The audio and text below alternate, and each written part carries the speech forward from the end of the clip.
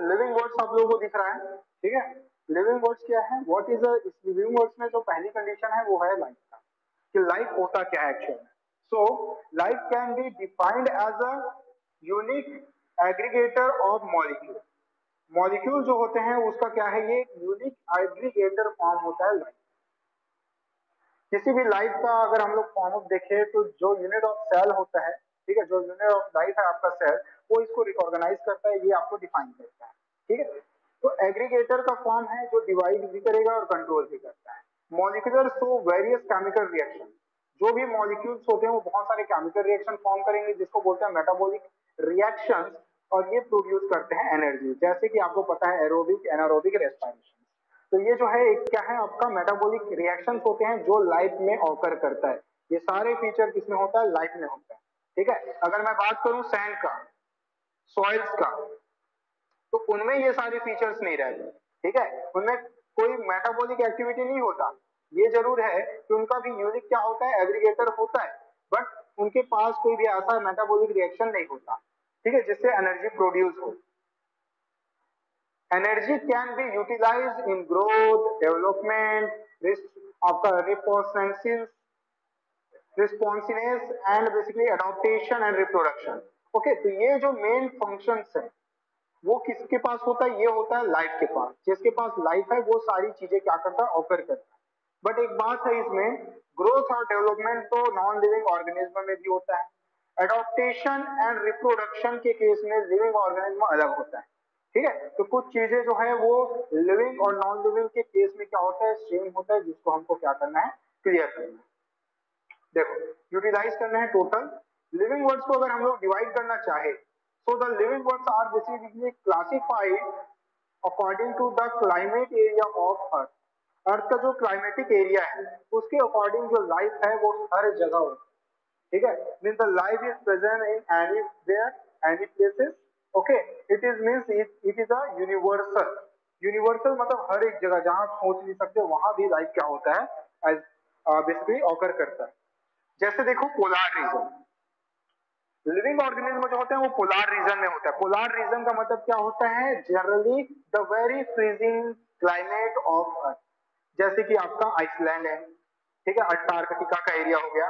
ऐसे एरियाज में जब कोई जाता है तो हो नहीं सकता, पॉसिबिलिटी बहुत कम रहता है कि वो जिंदा रह सके, लेकिन वहां पे भी बहुत सारे क्या है, लिविंग ऑर्गेनिज्म सर्वाइव करते हैं, जैसे कि पोलार बियर है ना, आपके डॉल्फिन्स है, वो सारी क्या करती है, पोलार फिश है, ये वहां पे क्या करती है, सर्वाइव करती है।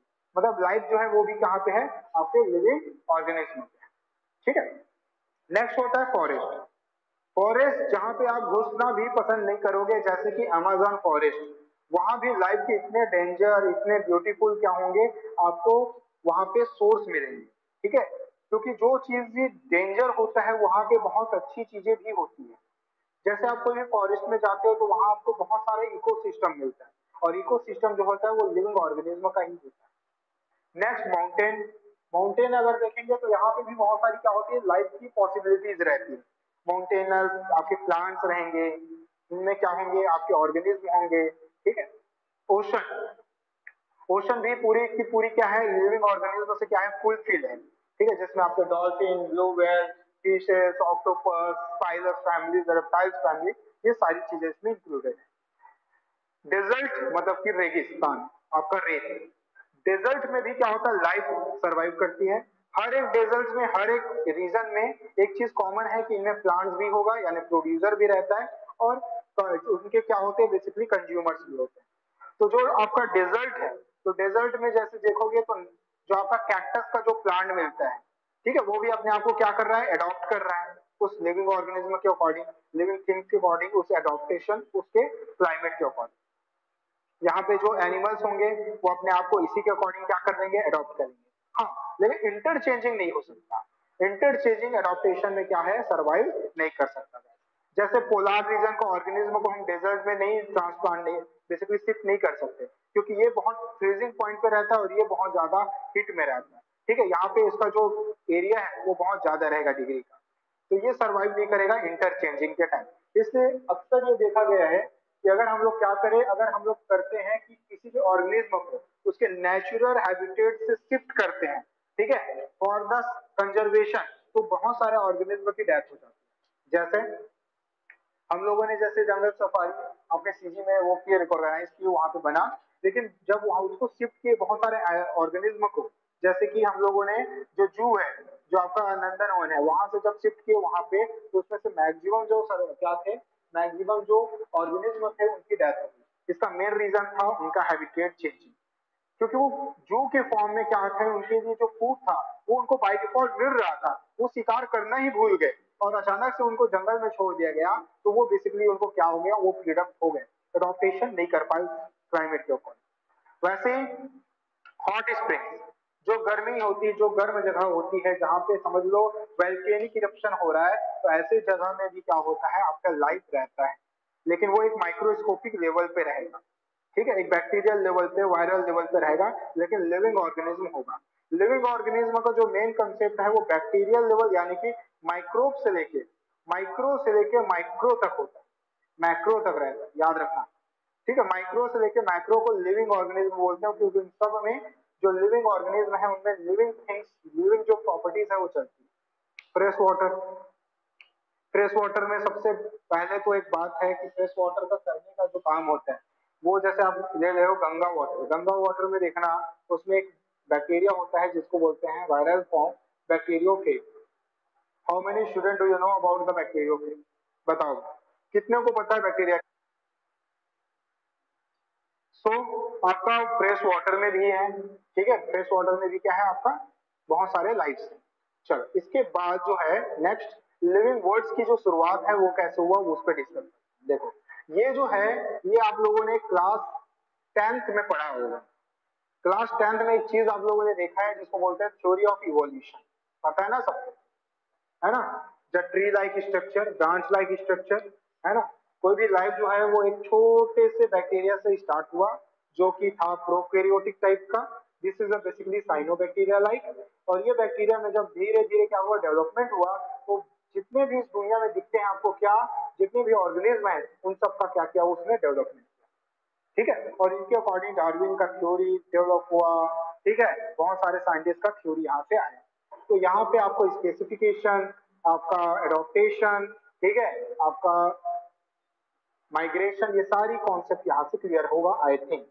ठीक है, ओके, नेक्स्ट देखो, अब बात कर लेते हैं मेन जो इसमें हम लोग को पढ़ना है। देखो,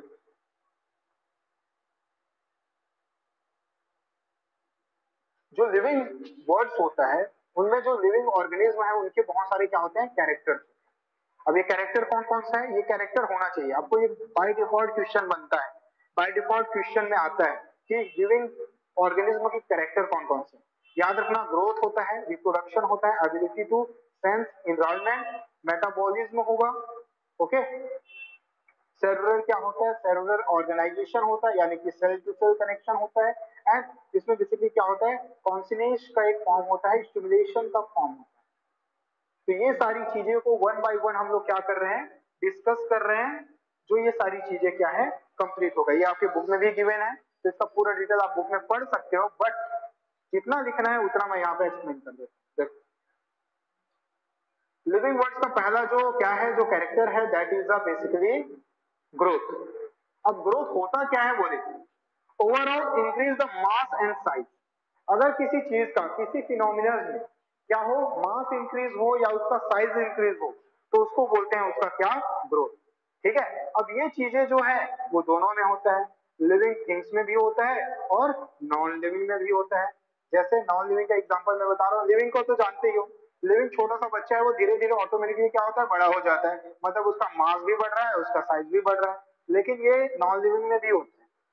जैसे सपोज करो एक घर है जो बहुत साल से खुला पड़ा हुआ है, ठीक है, तो उसका जो गेट होगा, आप देखना पहले ओपन हो रहा था, लेकिन जैसे ही वो गेट, उसमें कोई रहना बंद कर देता है, तो डस्ट के पार्टिकल उसमें पहला ग्रो करते हैं, पहला लेयर बनाता है, फिर डस्ट का पार्टिकल उसके सेकेंड लेयर बनाएगा, फिर third layer, fourth layer, fifth layer, ऐसे कर करके उसमें क्या होता है, डस्ट जो होता है अपने आप को क्या करता है, अपना ग्रोथ करता है। पॉइंट समझ में आ रहा है? एक छोटा सा स्टोन कभी भी बड़ा जब बनेगा, जब उसमें क्या होता है, लेयर्स का क्या होता है, कॉम्बिनेशन होता है, कंस्ट्रक्शन। वो धीरे धीरे लेयर को एक करते जाता है और एक टाइम आता है कि वो बहुत बड़ा क्या बन जाता है, स्टोन बन जाता है। माउंटेन का फॉर्मेशन भी एक बहुत बड़ा क्या है इसका एग्जाम्पल।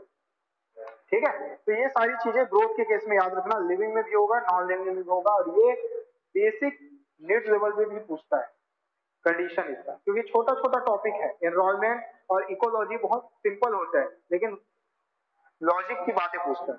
सेकंड देखो, वर्सिबल, ये reversible permanent increase in size of organ और इट्स पार्ट्स इन इंडिविजुअल।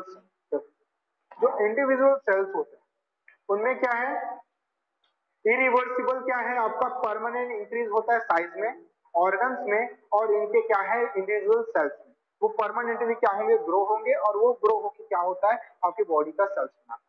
जैसे एक सेल्स है, छोटा सा बेबी में देखना, एक सेल होता है वो अपने आप को जब तक डिवाइड नहीं करेगा तो सेल का साइज यानी कि बॉडी का साइज नहीं बढ़ेगा, क्योंकि यहाँ पे हर एक को क्या करना होता है, अपने आप को डिवाइड करना पड़ता है।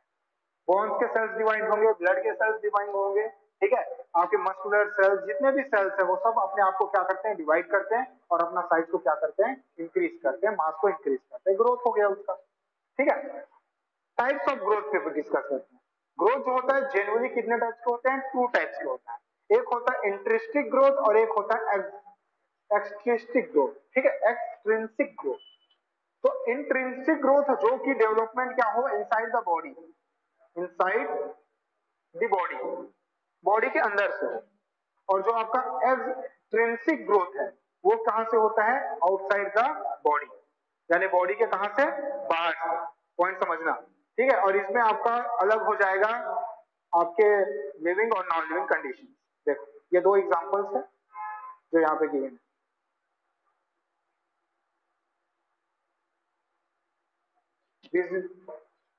तो बोल रहे हो आप वो सही है कंडीशन में। टाइप्स ऑफ इंटरेस्टिंग ग्रोथ क्या होगा, देखो इंटरेस्टिंग मतलब कि बॉडी का जब जो हाइट है, जो ग्रोथ है वो क्या हो, इनसाइड द बॉडी से क्या हो, बढ़ना स्टार्ट हो जाए, बॉडी के इंटरनल पोर्शन से वो क्या होता है, इंक्रीज। एक छोटा सा प्लांट पहले जर्मिनेट होता है, जर्मिनेट होने के बाद उसके सेल्स डिवाइड करते हैं, फोटोसिंथेसिस करते हैं, नंबर्स ऑफ क्लोरोफिल ऑर्गन्स बनते हैं, क्लोरोप्लास्ट बनेंगे, और वो फिर एनर्जी बना बना के अपने आप को क्या करता है, ग्रोथ करता है। यानी कि इसका जो डेवलपमेंट है वो कहां से हो रहा है, इंटरेस्टिक लेवल से हो रहा है, अंदर से हो रहा है। वैसे ही जो होता है क्या आपका टाइगर्स हो गया या जितने भी एनिमल्स होते हैं उनमें भी क्या होते हैं, ये सारी चीजें होती हैं।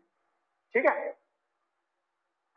देखो इनमें क्या है, जैसे कि आपका लाइफ हो रहा है टाइगर के साथ, टाइगर है, एनिमल्स हैं, जितने भी क्या है लिविंग थिंग्स होते हैं, उन सारे लिविंग थिंग्स में जो बॉडी डेवलपमेंट होता है वो इनसाइड द बॉडी से स्टार्ट होती है, यानी बॉडी के अंदर से होता है। जब तक उसका डीएनए मटेरियल डबल नहीं होगा तब तक उसका सेल डिवीजन नहीं होने वाला।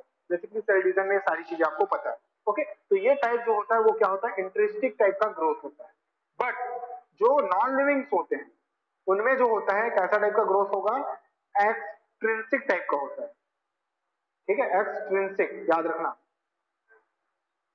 क्यों होता है एक्सट्रिंसिक, क्योंकि अगर छोटा सा स्टोन है तो वो धीरे धीरे बड़ा होगा, तो वो अंदर से बड़ा नहीं होना स्टार्ट होता, बाहर से पार्टिकल्स उसके साथ जुड़ जुड़ के क्या होता है, वो बड़ा होता है, यानी कि बाहर से डेवलपमेंट होता है, तो ऐसा ग्रोथ जो होगा वो एक्सट्रिंसिक ग्रोथ कहलाता है।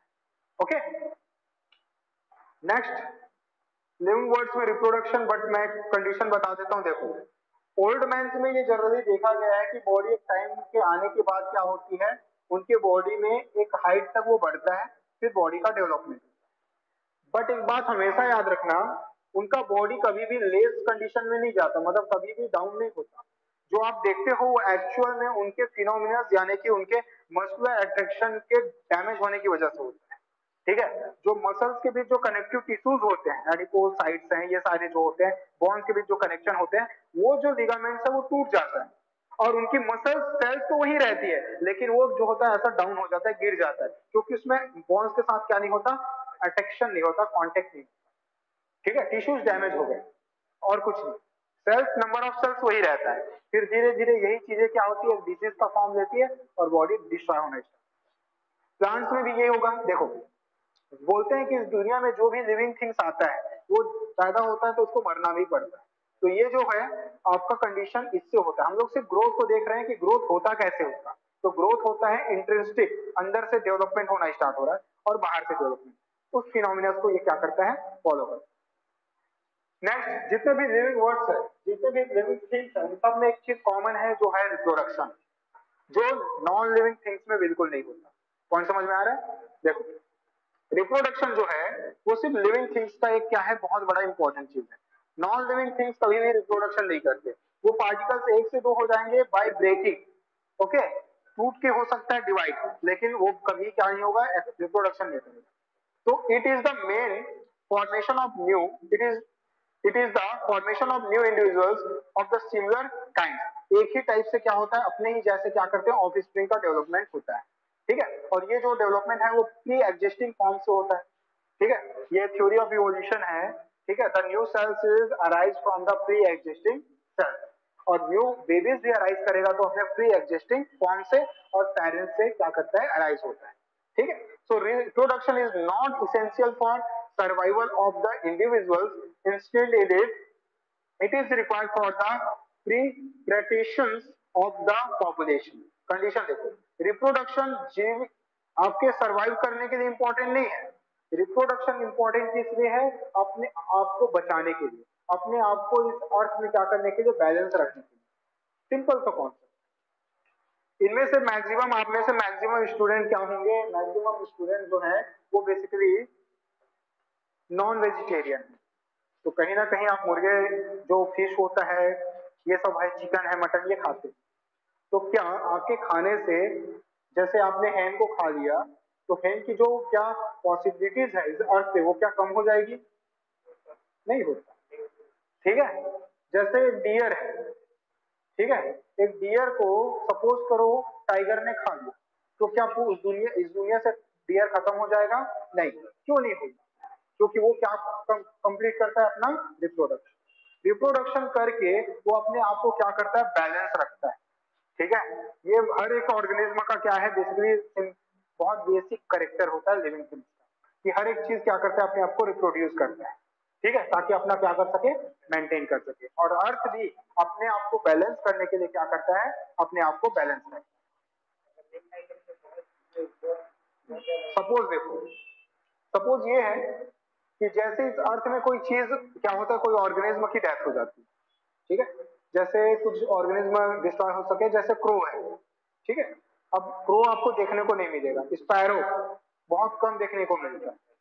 ठीक है, तो ये ऑर्गेनिज्म क्या हो रहे हैं, डेजर्ट कंडीशंस, तो इनका जो फंक्शंस है वो क्या हो रहा है, डैमेज हो रहा है। कहीं ना कहीं इसका इफेक्ट कहाँ पे दिख रहा है, क्रॉप पे दिख रहा है, फसलों पे दिख रहा है। ठीक है, इसको बैलेंस करने के लिए अर्थ क्या करता है, एक दूसरे टाइप के ऑर्गेनिज्मों को क्या करता है, इवोल्युएट करता है, जो उसका क्या करता है, उनका फंक्शन को अचीव करता है। पॉइंट समझ में आ रहे हैं? अर्थ अपने आप को बैलेंस करता है, ये बात हमेशा याद रखना आप लोग। इसका सबसे बड़ा एग्जांपल है कोरोना वायरस। ठीक है, बोलते जरूर है कि चाइना ने प्रोड्यूस किया है, लेकिन चाइना का ये वायरस चल कैसे गया वो भी डिपेंड करता है। ठीक है, कंडीशन समझना। आपने अर्थ में इतना पॉल्यूशन कर दिया है, ह्यूमन बींग्स ने इतना पॉल्यूशन कर चुके हैं कि अब अर्थ खुद चाहता है कि वो अपने आप को क्या करे, बैलेंस करे। इसलिए जो जनरल नेचुरल फिनोमिना होती है, लाइक आपका क्या है, अर्थक्वेक है, ओके, आपका क्या है, वोल्केनिक इरप्शंस है, ठीक है, आपका स्टॉर्म है। ये सारी चीजें क्यों पैदा होती है, ताकि अर्थ अपने आप को क्या कर सके, बैलेंस कर सके। इस अर्थ में जब प्रोडक्शन किसी भी ऑर्गेनिज्म का बढ़ जाता है, तो उसको बैलेंस करने के लिए कोई दूसरा फिनोमिना क्रिएट होता है अर्थ के। ठीक है, अगर डियर का पूरा स्पेसिस, डियर का पूरा स्पेसिस अर्थ में सरवाइव करना स्टार्ट कर दे, तो इस दुनिया में खाने के लिए, सांस लेने के लिए पेड़ पौधे नहीं बचेंगे, प्लांट्स नहीं बचेगा। एलिफेंट अगर क्या करे, एलिफेंट अगर हाई फाई क्वांटिटी में ग्रो करना, रिप्रोडक्शन करना स्टार्ट कर दे, तो एक एलिफेंट जो होता है वो बहुत बड़ा एरिया को डिस्ट्रॉय कर देता है, फॉरेस्ट का। अब सोचो, अगर उसका रिप्रोडक्शन पीरियड जो 2 साल का होता है, प्रेगनेंसी जो होता है वो 2 साल में कंप्लीट होता है, अगर वो एक एक महीने में हो, तो इस दुनिया में पैर रखने के लिए जगह नहीं बचेगा हाथी। ठीक है, जो प्लांट्स है वो तो भूल ही जाओ। तो नेचर ने क्या किया, हर एक चीज को बैलेंस करके रखा। अगर हमारा एज 100 ईयर्स से छूट के 60 ईयर्स हुआ है, तो इसका भी इफेक्ट किसके थ्रू हो रहा है, नेचर के थ्रू हो रहा है, वो बैलेंस कर रहा है अपने। पहले हम लोग 100 से ज्यादा जीते थे, याद रखना, 100 ईयर्स तो बहुत कम था, कई ऐसे रिकॉर्ड्स हैं, ज्यादातर आप समझ लो 2 साल का टाइमिंग, 2 साल नहीं 60 या 50 ईयर्स का टाइमिंग देख लो। जो आपके ग्रांड लेवल है ना, उन पे देखो, ग्रांड फादर ग्रांड मदर का लेवल, उनमें कई ऐसे बुजुर्ग होते हैं जो 109 या 105 साल भी सरवाइव कर चुके हैं। ठीक है, होता है, ऐसा कॉमन चीज है। लेकिन आज के डेट में जो नेक्स्ट जनरेशन है उनके बाद का, यानी कि हमारे पेरेंट्स लेवल का जो भी ऑर्गेनिज्म है, जो भी इंसान है या जो भी जीव है, वो 18 बहुत ज्यादा हो जाता है, उससे पहले उनको डिजीज हो जाती है। क्यों हो रहा है डिजीज? क्योंकि वो जो है अर्थ का क्या है, अपना एडॉप्टेशन है। भाई आप ज्यादा टाइम तक सरवाइव करोगे, आपका जनरेशन का रेट बढ़ते जाएगा। ठीक है, अर्थ का जो प्रेशराइज कंडीशन है वो बढ़ते जाएगा, तो अर्थ अपने आप को बैलेंस कर रहा है। ठीक है, एक टाइम ऐसा आएगा कि हमारा अगर रिप्रोडक्शन रेट यही रहा तो हमारा एज जो होगा वो 30 ईयर्स का भी हो सकता है। इसमें कोई शॉकिंग न्यूज नहीं। 30 साल भी जिएंगे, खत्म, मतलब सिर्फ पढ़ने में टाइम निकल जाएगा। ठीक है, तो ये सारी चीजें, ये फिनोमिना समझना इंपॉर्टेंट है। नेक्स्ट देखो, नेक्स्ट है रिप्रोडक्शन का टाइप्स। रिप्रोडक्शन जो है वो भी क्या होते हैं, बेसिकली 2 टाइप्स का होता है, जो बेसिकली आप लोगों ने सेल साइकिल में पढ़ा है, सेल डिवीजन का टाइप। ठीक है, इसमें जो पहला टाइप्स है जो सबसे ज्यादा इस दुनिया में फॉलो होता है, वो होता है आपका असेक्सुअल रिप्रोडक्शन, मोस्ट इंपॉर्टेंट। इस दुनिया का सबसे बड़ा जो किंगडम है दैट इज किंगडम मोनेरा। ठीक है, आपका हाथ, आपके अकेले हाथ में मिलियंस ऑफ बैक्टीरिया होते हैं, तो सोचो इस पूरी दुनिया में कितने बैक्टीरिया होंगे। सबसे बड़ा तादाद वाला, सबसे बड़ा पॉपुलेशन वाला अगर कोई किंगडम है तो वो है किंगडम मोनेरा, और उसमें जो रिप्रोडक्शन होता है वो होता है असेक्सुअल रिप्रोडक्शन। ठीक है, तो असेक्सुअल रिप्रोडक्शन में occur by fission, fragmentation, regeneration, vegetative propagation etcetera. This is basically binary fission. Okay, क्या हो रहा है फिजन में, देखो इसमें एक बात याद रखना, असेक्सुअल रिप्रोडक्शन हमेशा ऐसे ही होगा, जब भी पूछा गया तो याद रखना। एक पेरेंट सेल में सबसे पहले क्या होता है, ये जो होता है वो समझ लो इनमें एक ही सेक्सुअल ऑर्गन होता है बट अपने आप को डिवाइड करने की कैपेबिलिटी रखता है। इनका पहले होता है जिसको बोलते हैं क्या, काइनेसिस, साइटोकाइनेसिस नहीं, कैरियोकाइनेसिस। फर्स्ट स्टेप क्या होता है, karyokinesis means division of nucleus, karyokinesis. Cairo means nucleus, kinesis means division. तो पहले कैरियोकाइनेसिस होता है, उसका अपना खुद का डीएनए 2 पार्ट्स में डिवाइड होता है, यानी इससे पहले जो भी ऑर्गेनिज्म होगा वो 2n से क्या होगा, 4n होगा। कौन समझ में आ रहा है? तभी तो न्यू ऑर्गेनिज्म डेवलप होगा, क्योंकि इसका पूरा का पूरा ये खुद अकेले क्या कर रहा है, दे रहा है। सेक्सुअल में क्या होता है, एन गैमेट, गैमेट के फॉर्म में आता है और दोनों मिलके 2n बन जाता है, यानी कि एक ऑर्गेनिज्म बनता है। लेकिन यहाँ पे इसको अकेले ही इन दोनों को क्रिएट करना है और क्रोमोसोम नंबर दोनों में सेम भी होना चाहिए। ठीक है, तो ये चीजें होती है। तो उसके बाद जैसे न्यूक्लियस डिवाइड होता है उसके बाद क्या होता है, साइटोकाइनेसिस, मतलब division of cells, cytoplasm. Okay, ये दोनों मेथड याद रखना। इसके टाइप्स होते हैं, बट असेक्सुअल का कोई टाइप होता है क्या, नहीं, वो डायरेक्टली ऐसे परफॉर्म होता है। ठीक है, डंबल से बनेगा और डिवाइड होगा। अब इसके जो टाइप्स हैं, इसके भी टाइप्स होते हैं असेक्सुअल के। टाइप्स देखो क्या क्या है, और पॉइंट याद रखना भाई हमेशा, तो इसका कहीं से मिल जाएगा आपको। ये देखो, इसमें जो फर्स्ट टाइप है that is a basically fusion, जिसको बोलते हैं बाइनरी फ्यूजन। ये जो दिख रहा है ये बाइनरी फ्यूजन का एग्जांपल है। सेकंड है fragmentation. How many student do you know about the fragmentation? जानते हो फ्रेगमेंटेशन क्या होता है? बताओ।